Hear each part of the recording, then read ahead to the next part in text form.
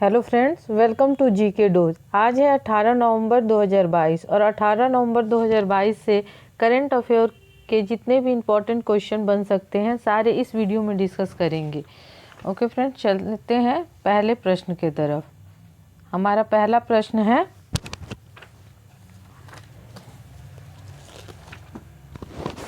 हाल ही में राष्ट्रीय मिर्गी दिवस कब मनाया गया है? फ्रेंड्स, इसका आंसर होगा 17 नवंबर। 17 नवंबर 2022 को मिर्गी दिवस मनाया गया है, राष्ट्रीय मिर्गी दिवस। और नवंबर में अब जितने भी इम्पोर्टेंट डेज मनाए गए हैं उन सबको एक नज़र हम देखेंगे। 1 नवंबर विश्व शाकाहारी दिवस मनाया गया और उसके साथ ही 7 भारतीय राज्यों केरल, कर्नाटक, आंध्र प्रदेश, पंजाब, हरियाणा, मध्य प्रदेश, छत्तीसगढ़ और 2 केंद्र शासित प्रदेश लक्षद्वीप एवं पुडुचेरी ने अपना स्थापना दिवस मनाया। 2 नवंबर को international day and humanity for crimes against journalist day मनाया गया। 3 नवंबर को राजा राज चोल की जयंती मनाई गई। 5 नवंबर को विश्व सुनामी जागरूकता दिवस मनाया गया। 7 नवंबर को राष्ट्रीय कैंसर जागरूकता दिवस, शिशु संरक्षण दिवस। 8 नवंबर को विश्व रेडियोग्राफी दिवस और विश्व शाकाहारी दिवस मनाया गया। 9 नवंबर को राष्ट्रीय कानून सेवा दिवस मनाया गया। 10 नवंबर को शांति और विकास के लिए विश्व विज्ञान दिवस मनाया गया। 11 नवंबर राष्ट्रीय शिक्षा दिवस। 12 नवंबर लोक सेवा प्रसारण दिवस और विश्व निमोनिया दिवस। 13 नवंबर विश्व दयालुता दिवस और 15 नवंबर को मनाया गया था जनजातीय दिवस मनाया गया था। तो नवंबर में अब तक के इतने इम्पोर्टेंट डे मनाए गए हैं वो आपको याद रखना है। अगला प्रश्न है हमारा, हाल ही में व्हाट्सएप के इंडिया हेड ने इस्तीफा दिया, उनका नाम क्या है? तो फ्रेंड्स, इसका आंसर होगा अभिजीत बोस। ये हैं फ्रेंड्स अभिजीत बोस, ये व्हाट्सएप इंडिया के हेड थे, इनको हटा दिया गया है, इन्होंने खुद इस्तीफा दे दिया है। ओके फ्रेंड्स, चलते हैं अगले प्रश्न की तरफ। अगला प्रश्न है हमारा, हाल ही में किस राज्य ने दुनिया की पहली ड्रोन मध्यस्थता पशुधन टीकाकरण सेवा शुरू की है? फ्रेंड्स, इसका आंसर होगा ए, अरुणाचल प्रदेश, बी। ठीक है, अब अरुणाचल प्रदेश में वालोंग मेले का आयोजन किया गया है। पूर्वोत्तर भारत का पहला एक्वा पार्क अरुणाचल प्रदेश में स्थापित किया जाएगा।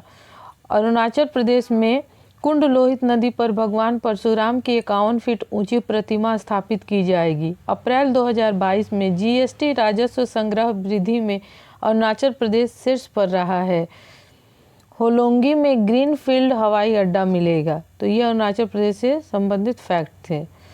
अगला प्रश्न है फ्रेंड, हाल ही में किसे नीति आयोग के पूर्णकालिक सदस्य के रूप में नियुक्त किया गया है?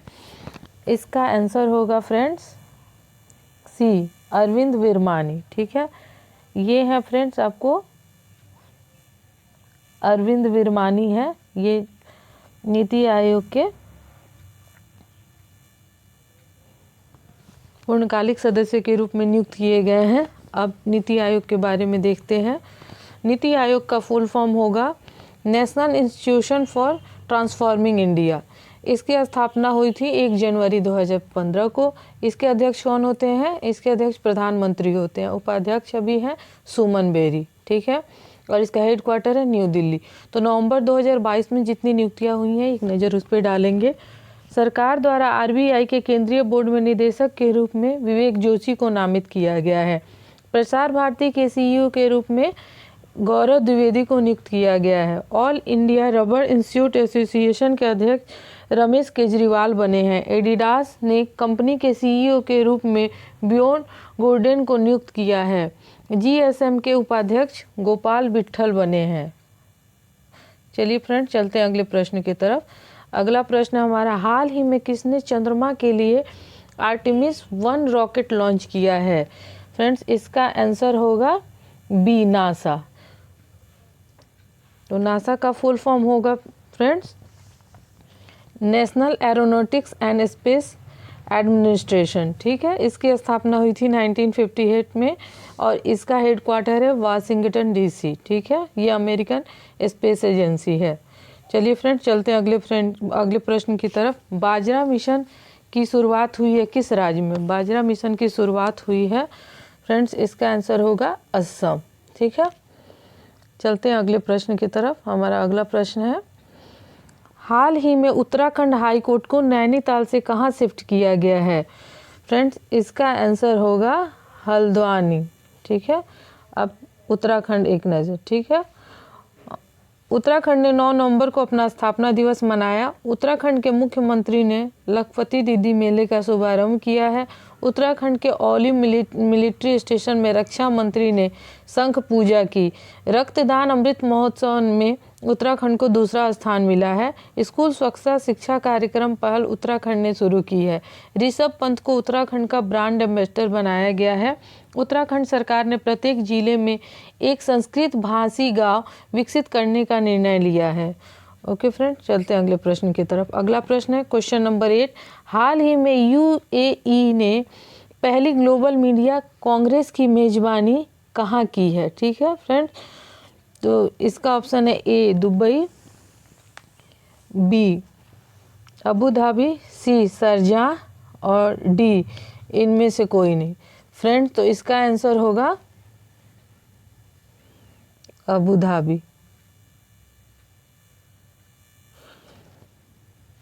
अब अबू धाबी से यूएई से रिलेटेड इम्पोर्टेंट फैक्ट्स देख लेते हैं। 41वें शारजाह अंतर्राष्ट्रीय पुस्तक मेले का शुभारंभ यूएई में हुआ है। मालाबार गोल्ड्स ने व्यापक आर्थिक भागीदारी समझौते के तहत यूएई से 25 केजी सोने का आयात किया है। 22वां विश्व ब्लॉकचेन शिखर सम्मेलन दुबई में शुरू हुआ है। भारतीय निवेशकों की मदद के लिए यूएई में फास्ट ट्रैक तंत्र स्थापित किया जाएगा। चलिए फ्रेंड्स, चलते हैं, ये यूए से संबंधित फैक्ट्स हो गए। अब चलते हैं अगले प्रश्न की तरफ। अगला प्रश्न है, हाल ही में आईटीटीएफ के एथलीट आयोग चुने जाने वाले पहले भारतीय कौन बने हैं? आईटीटीएफ यानी इंटरनेशनल टेबल टेनिस फेडरेशन,